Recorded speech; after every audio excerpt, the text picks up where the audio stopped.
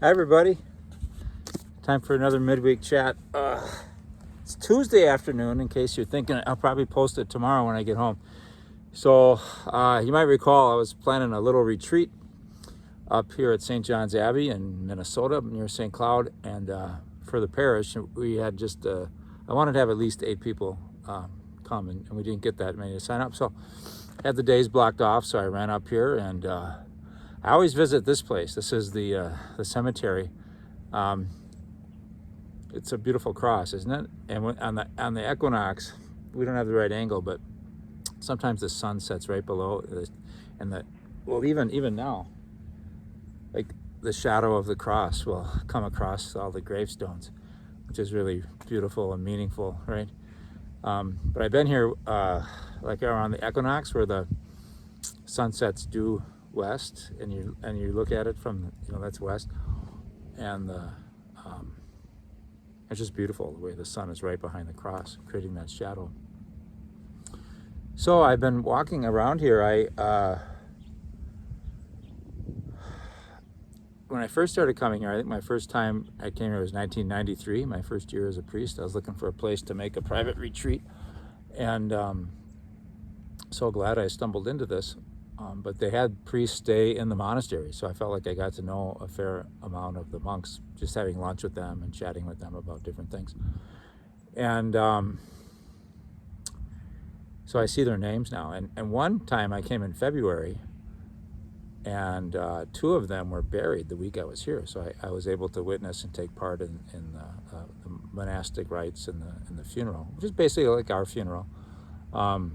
It was Omer and Gervais, Omer Maus and Gervais Sukup. And I visited their stones. I remember standing there, in 2003. I'm a little bit overwhelmed with all the history. I'm getting older, and how many times I've been here. And I was a little lonely because sometimes I brought parish groups here, but what we really used to do, Christine and I, and Sister Kathy and I, we'd bring our campus ministry leadership team here before the school began at UW Stout, and we'd have retreats. So I walked by our meeting rooms where we would meet and plan the upcoming year, and a little lonely, a little missing them, I guess, and hoping that I'm, because those were pretty fruitful days. So I hope I can still be fruitful with my life. It's good to have some solitude to recharge. I feel good. I wish it were longer, just 2 days, but I'll be happy to get back tomorrow and see the gang. I feel a little.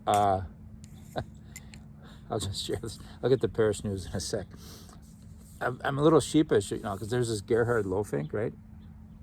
I like him. I've used them for our book studies, and I would say for the most part, people don't like the books. So I don't know if we'll be using these again. Though he wrote one on the Lord's Prayer that I think is a little more accessible to people.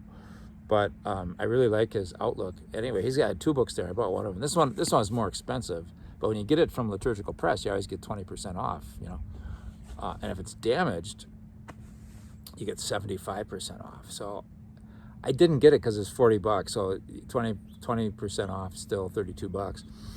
And if I knew I was going to read it, it'd be so worth $32. But it might just sit on my shelf because I have other things I'm reading.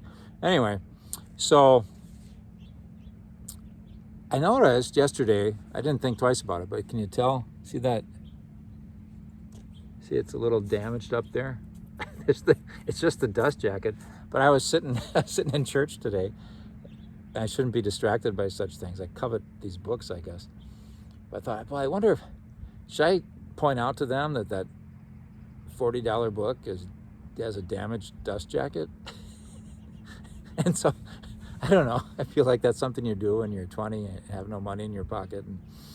But I thought, well, I'm not going to buy it for $32, but I would definitely get it for $10, So anyway, so I got there. I found another couple books that the camera's leaning on right now, so I can't show you. But I said, well, what the heck? I'll just ask. It doesn't hurt to ask, And I said, hey, I don't know if this qualifies. I don't mean to nickel and dime you. And she said, oh, sure, I'll give you the $75 for that. I'm like, oh, all right. So ask and you'll receive, I guess, huh? Say a little bit more about the cemetery in a bit. I probably should have followed that, but I know you're hungry for parish news. So, hey, what a nice celebration we had. So many people worked so hard if I start naming names, I'm gonna leave out really hard working people. I got my E.W. Eau Claire shirt. I'm trying to wear my city with pride up here. But I don't know. I kind of think Emma stole the show. I don't know what you guys think. So we had Mass, and it was with our Mass of Remembrance, and I think people appreciated that, the sense of parish history while we're remembering those who died in the past year, that it all sort of worked well and prayerfully together. Nick got a new song commending Go in Peace. We'd read the names, and then we prayed Go in Peace to a nice tune, and that was very meaningful to me. But after Mass, then we had the program, and the Bachmeyer brothers were the MCs, and they were spirited and articulate and funny. I didn't realize I was on the program. It said welcome, and they had just read a message that I wrote for our parish directory. Anyway, I should have done better. The good thing is it was short, believe it or not. I think I was only up there 37 seconds, and but I'm a little bit. I kind of assumed everyone who was at the program was at Mass, and they just heard me talking like for an hour, so I didn't need to. But maybe some people came just for the program, and I should have. So I'm a little regret that a little bit, but who cares? Emma stole the show. Father John gave an awesome talk. Pastor Josh from the Lutheran Church came over, and it was funny as all get out, And Jane said that I got to up my game, or she's going to the other church. So I'll work on that, I guess. Always working on that.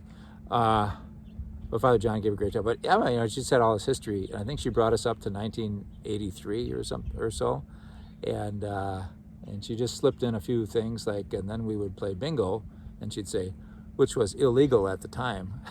So a lot of the ins and outs. But there were three: Mary Hagens and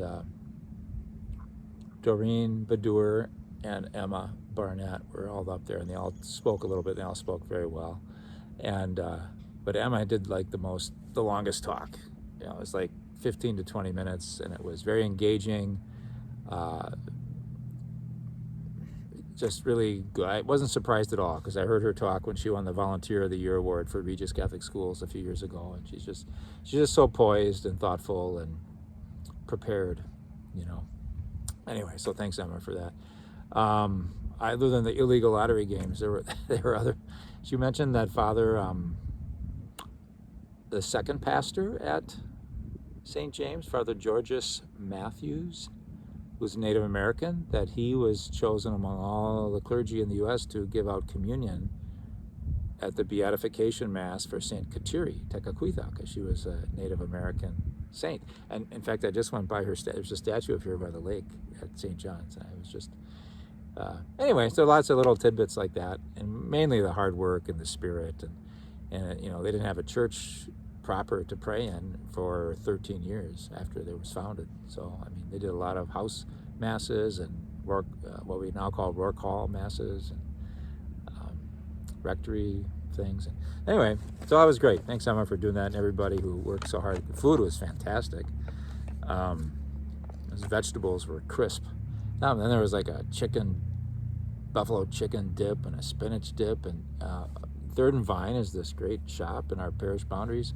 It's right across from Chickadee's on Vine and Third there, and they make charcuterie boards with meats and cheeses, and we had that aplenty. And then someone got these truffles that were incredible, So if you were a foodie, you were pretty happy that night. Ganthers came, in their wheelchairs. They've been struggling a little more, trying to get stronger, and they're always at Saturday Mass, and they haven't been for a while, but they showed up for the party, and thankfully the elevator was working, and we got them down there, and other people as well. It was good. I know a lot of people said they couldn't make it. It's just the way it is now. It's hard for everybody to make it, right? What else did Christine tell me? So, anniversary glasses. So if you were there, you could pick up a glass. There's more available. We bought a bunch of them. We want people to have them. Spread a little. I don't have one, but it's a stemless glass. We're not calling it a wine glass, I guess, but it's kind of like a wine glass, but it's stemless. And I imagine I will use it for juice. It seems like a perfect orange juice glass, except I like a lot of orange juice. It's not that. It's about that big. It's great. It says St. James the Greater, and on the back it quotes the Transfiguration quote, "Lord, it is good that we are here." So that's great. So they're available in the gathering space after masses, or you can come by the parish office, and they are free. History displays. I was panicked. I got these emails and said like sad. I'm sad, and I'm like, oh no, someone's sad. It's going to be I shouldn't be intimidated by that. If someone's sad, it's our opportunity to journey with them, right? It's not. We don't have to be stressed about that. But anyway, I always had that knee jerk, like, oh no, who's sad? And Sharon was sad because she was. I thought she was. Well, anyway, I can't read her. Anyway, so the displays, we had people put lots, and she was right. There were people with lots of time and effort into making these historical displays and slideshows, and a lot of people like myself didn't really sit down and look at them because we were filling our faces with buffalo chicken dip and the charcuterie cheeses and truffles. So it's like, what a shame, all this work, and not that many people looked at them. So we're going to try to resurrect them in not quite the splendiferous form they were Saturday night, but they'll be available for viewing, what we can recreate on this weekend after masses in the gathering space. So good. That was a good idea. Okay, let's see how I'm doing. Time's okay, but I had a low power on my battery, so if it stops, it stops. So God bless you if it stops before I finish. So someone wrote me, Jim wrote me about, he said, so we prayed for the dead this past weekend, and is it that we're praying for their, that they'll, get to heaven? And he said it in better words than that. And it's interesting. I said, well, first of all, I said our Mass was a Mass of remembrance. It's not like that we weren't praying for people who've died, but it was more remembering them, holding them in our hearts, and commending them to the merciful embrace of God. I guess that's praying for them, but mainly keeping the relationship going. There's a great prayer in our first preface for the Eucharistic prayer for the dead, which says, Lord, for at death life is changed, not ended. And I think that's a great phrase, and I think it applies to our relationships with people too, not just themselves, that their lives are changed, not ended. Our relationships to them change but don't end. And so it's kind of this Mass of remembrance. I think it's just like continuing that relationship, to know that sometimes it's good to have a visual. So there's that candle that's lit, and we see that beautiful table with all the flickering votive candles representing their lives that continue to burn, that continue to live in God. And we don't know. Honestly, we don't know what happens after death. We don't know. I'm just betting on the mercy of God myself. I hope that doesn't mean I'm complacent, but so when we pray for the dead, according to our doctrine, right, there's three possibilities. Hell, which is eternal. Doesn't make any sense to pray for someone in hell. Well, I guess it depends how you think about prayer, because that doesn't change. Heaven, and our Protestant friends would say, why you pray for the dead? Because they're in heaven or hell, and your prayers won't affect that. And so what can our prayers affect? Well, the teaching is, that third stage, the experience of purgatory, which I don't know if it's alive in your imagination or not, but I like the teaching of purgatory. It's like, if God is just all love and light, and as we lived our lives, as best we could, we're pretty selfish. We still hurt folks, and are we ready to receive that light? And so the analogy that I always use, and excuse me for repeating myself, but I like it, is if you go to a matinee in the summer in a movie theater, your eyes adjust. When you come outside, it's like, I can't, you can't, that's too bright. And there's actually a level of suffering there as your eyes adjust. You just shade your eyes, and eventually you can get used to the light. That's the experience of purgatory, I think. It's like your soul's not ready to enter the eternal bliss of heaven and the beatific vision, all the things that, we associate with heaven. And so there's this transitional stage. And what that's like, I don't know. I imagine it's a little bit like confronting the sins of your past, knowing that you're loved as you look at it, but you think, oh, even stuff we were never aware of. I really hurt that girl in 7th grade when I did this. I really, I think really taken to heart, and there's a level of pain to that. So anyway, that's one way that I approach it. But so as I look at these tombstones and the stories there's Landolin over there. He was the guest master that welcomed me for about 10 years before he died. There's a Philip over there. He was from Vicksburg. Was that Alabama or Mississippi, I think. He had a southern accent, and he went around. He tried to visit with me a lot because he wanted me to bring him to my parish to speak, because he was sort of on the speaking circuit. His main topic, he said, why you can disagree with the church and still be a good Catholic. That was a book that he wrote that had selling. I said, well, it's interesting and it's true. I have to obey our conscience. But I wasn't sure I wanted to have that as our main topic of a speaker that we bring in. So anyway, but he was a fun guy, and his stone is over there. I mentioned Gervais and Homer. Bishop Timothy, or Abbot Timothy, he got flat stones left and right of that big cross. There's these, coffin-sized flat stones with the name of the abbots. One of them is Jerome, who is the uncle of Mark Tyson, our parishioner. And Jerome Tyson was the head of this abbey, and in fact, he was head of the Benedictine World Order. I'm running out of battery here. It says, I don't know how much. Well, it says 10%. It should still be okay. The clock's still ticking. All right, good. Anyway, so yeah, we have a parish connection to this place too. Abbot Jerome Tyson's grave is here. I would say overall, these days, I've really felt connected to our tradition. Part of it is always visiting the cemetery. It's one of the first places I come to, and just remembering, looking at their lives, these guys who've committed their lives to following Jesus in community in this monastery here at St. John's, honoring that, and then going to the Liturgy of the Hours, praying the Eucharist with them. And it's like my mom says, when my mom has friends that leave the church, she'll just say, don't they miss the Eucharist, and maybe that sounds over pious or something, but I'm just so glad I can just kind of slip in anywhere, and I know what's going on. There was a guy who had a buddy. I don't know what they were, but it seemed like one guy knew what was going on at church. This was before Mass started or after Mass. I think it was after Mass. I hung around and just prayed in the choir stalls, and this guy brought in his buddy. They were both looked like they were in their 20s.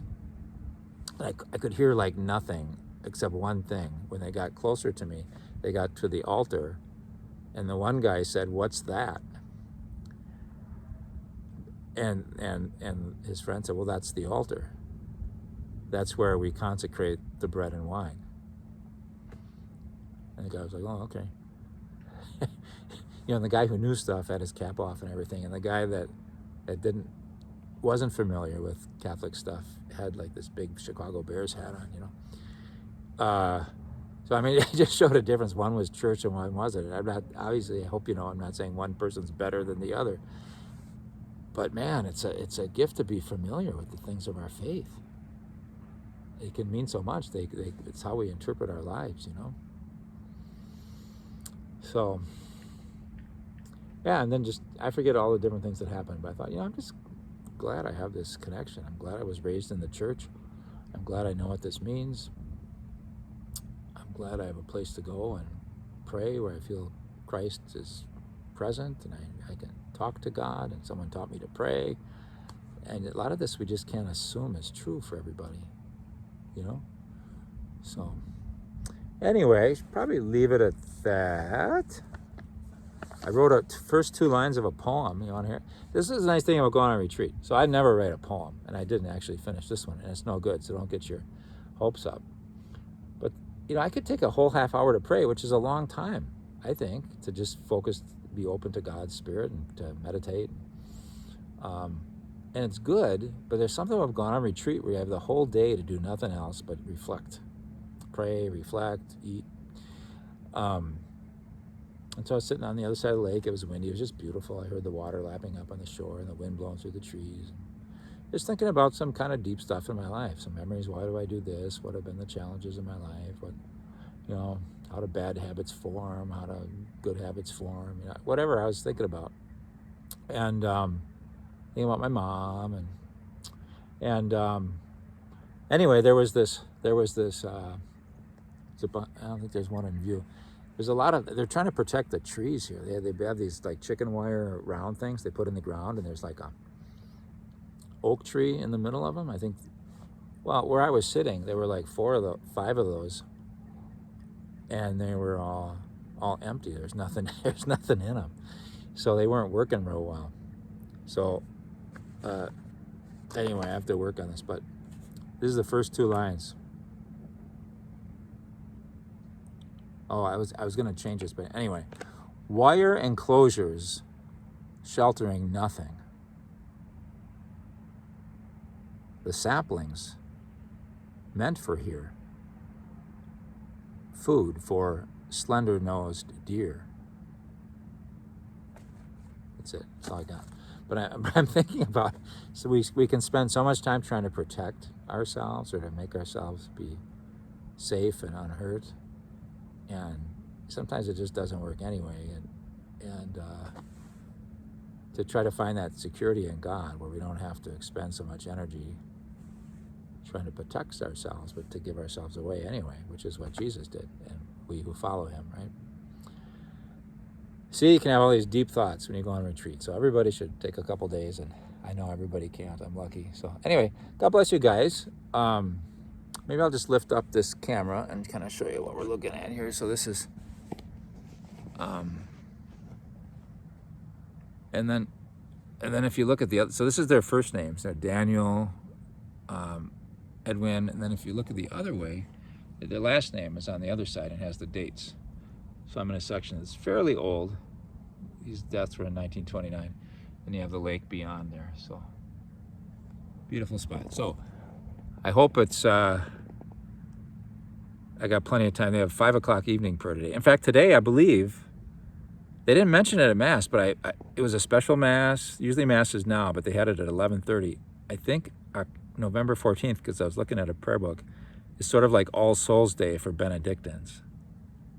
So it's real appropriate, I think, that we had this chat here today. All right, God bless you, everybody.